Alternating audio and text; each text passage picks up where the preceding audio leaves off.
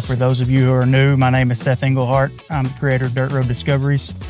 And tonight we are going to install this Banks pedal monster. I've been doing a little research online trying to figure out which one would be the best for me. Pedal Commander or the pedal monster. So Banks has been around for quite a while. That's what I used in the early 2000s whenever I was setting up my trucks in high school.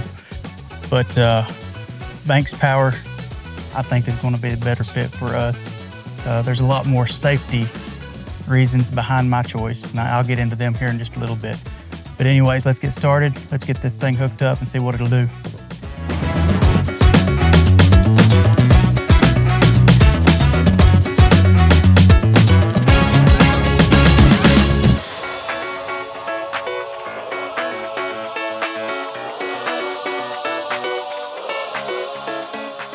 Once you get your OBD plugged in underneath the dash, then you've got this 4-pin to a 6-pin connector. That way you can plug it into the pedal monster itself. Once you get this plugged in and plugged into the pedal monster, you then unplug the connector on the back of the pedal. So this is the end that's going to clip into your plug that's already connected to your pedal. And this one here is the one that's going to clip into the top of your pedal. I don't know if you can see this very well, but I've got the female plug plugged into the top of the pedal here where the factory plug was plugged. And then you can see there to the left that the male plug is plugged into the factory plug that was on the back of the pedal. So everything's plugged in now. Time to hide the wires.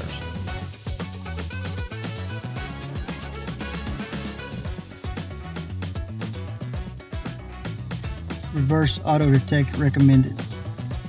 So this is where when you put it in reverse, it recognizes it when it's in gear, and that way it doesn't just back you up as fast as it possibly can. So it's doing the auto detect for the reverse switch.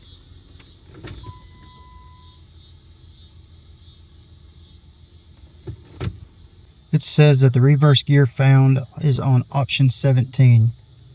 The settings have been updated.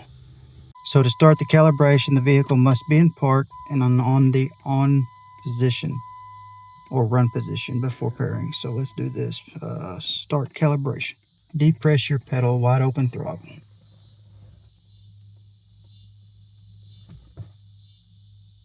Depress your pedal, wide open throttle. Calibration is complete. So you can see there where it says foot, that's your OEM, where your position is on your foot, and the Banks over there is the power that it's actually putting to it. So when I let off, check it out, they'll both bottom out.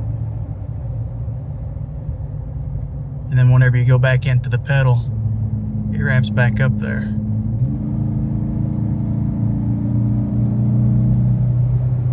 So it gives it a pretty good boost. Whenever you've got power going to it, you can't change it. So when you let off of it, then you can change it.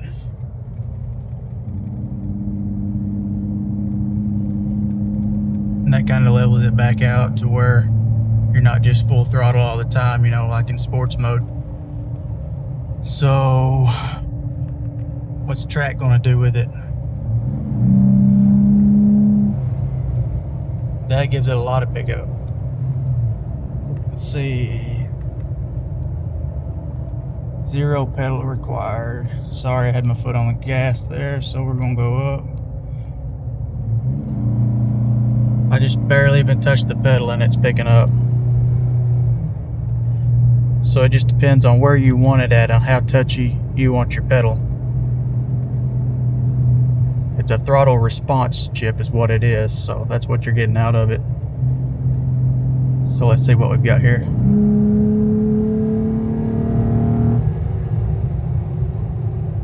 Does pretty good pickup there.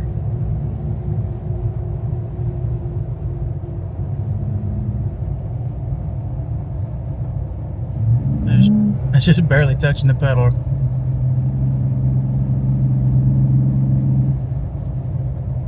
Let's get back over on the sport. I don't know if if I run it into sport. I like sport.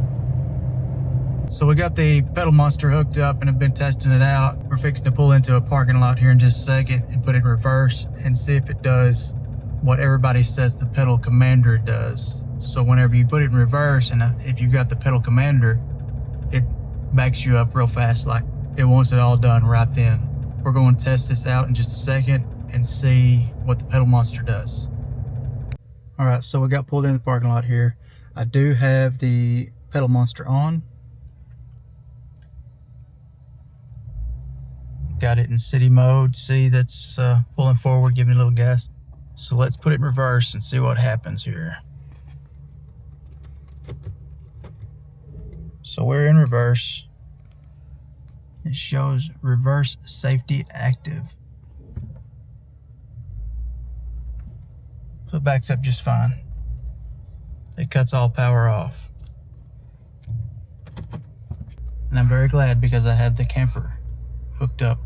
And usually when you back up fast, you're going to jackknife if you're pulling a small trailer. So anyways, check out some of these videos that I've got attached here of everybody using pedal commanders and the safety systems and safety settings that do not come with the pedal commander that the pedal monster does have. Happened at the exact moment that I changed from city to sport mode on the pedal commander. I have no idea what this damn thing is doing. It's like it's accelerating on its own. So we've got the check engine light on. The truck just said engine power reduced. Maybe this pedal commander wasn't a good idea. I'm parked right now in the parkway. I almost freaking crashed. You can see the cars coming. I kind of got scared because now the car was not responding to my foot. It's definitely connected to the pedal commander. Just one scare like that is just enough. And more than that, your life could have got ruined. My truck just like flashed every warning light, check engine light, throttle position sensor. I am never putting this back on the truck because that was super scary that happened. I've also got a clip that I'm going to attach of Rick Young, who is the electrical engineer over in Banks Power. He's got a little clip where he's comparing the Banks pedal monster to the pedal commander. So we've opened up both of these units. I have the Banks pedal monster on top and I have the pedal commander on the bottom. I want to show you some of the differences between these. One thing that stands out is we have this relay here, which is this beige box right here. This gives us a great safety feature. It gives us a positive failure mode.